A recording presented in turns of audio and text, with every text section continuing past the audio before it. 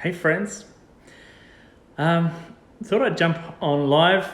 This could be a disaster. It has been before. I wanted to share a poem and a story from my new book, which is coming out next week. So I wrote you a poem. And this book came together because a lot of you on Instagram hopped on and shared a story with me, your story at the start of the year. So this book is made up from about 60 stories that you sent in. A lot of women, mostly women, sent stories in, and for 3 weeks non-stop I wrote a poem every day, and have got them in this book, which is available next week. Yes. All the links in the bio and stuff. Anyway, I wanted to read you one of the poems, maybe two. Let's start with one. This poem is called For the One with Postpartum Depression. And I wrote this because a few mums wrote in about their experience wanting desperately to have a child, imagining kind of maybe the perfect Instagram birth, and all the nice photos, and the being the perfect mum and the perfect partner and all these things, and so in this poem I use a baby girl as the example. So for the one with postpartum depression, here we go. Oh, the expectation. God knows what we wouldn't give to spend our lives 2+1. And I waited so long. And then they came, 2 lines on a test. And then she came, a baby girl. And then it came, postpartum depression, like a debt collector for my dreams, opposing all the joy and hopes I had of being the happy mother my girl needed, others needed, and I needed of me. And I know God is with me, and for that reason I won't lie. These are not the best days of my life, like the oldies at church say. They are difficult, dare I say, terrible at times, as my whole being adjusts to what is for now twice as hard as I imagined. And some days, the bright and shiny me I dreamt of makes a guest appearance, but her smile seems staged, prescribed and pretend, like she's holding to an ideal and not a growing child she broke open for, endured for, and loves as fiercely as I do now. That's for the one with postpartum depression. Let me read you one from there's a chapter here on trauma. This is called For the Pastor Who Nearly Died by Suicide.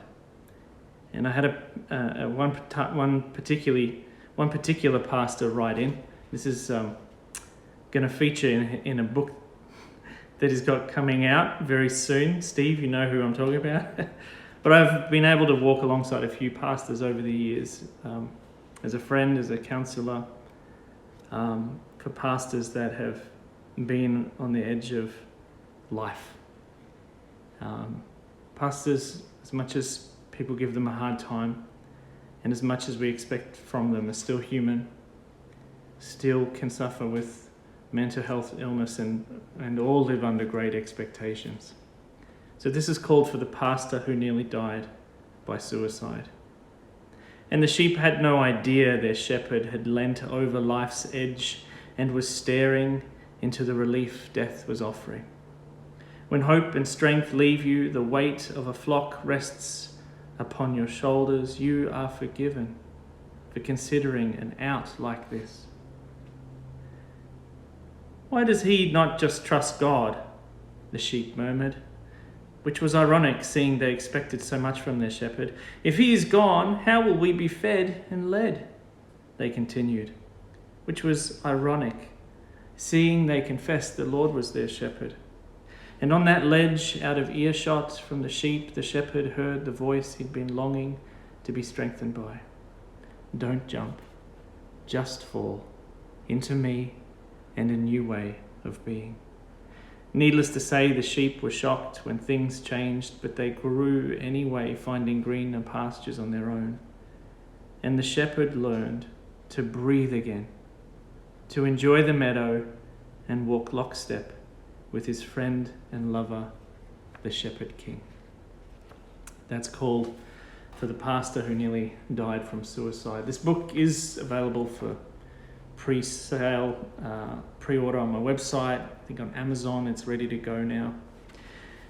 Lastly, let me read you this one. I had a whole stack of ladies write in who were single and were just waiting and praying for a man to marry, and so this is a combination of a whole number of stories people sent in. It's called For the Woman Waiting for a Man to Marry.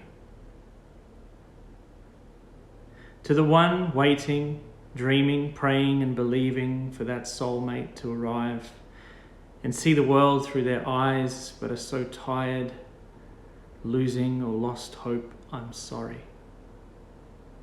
I'm sorry for the times others have told you to just keep praying like you can twist God's arm to make a man appear when all around you, others who prayed, asked and waited, have remained single, and now you wonder how to pray, if at all.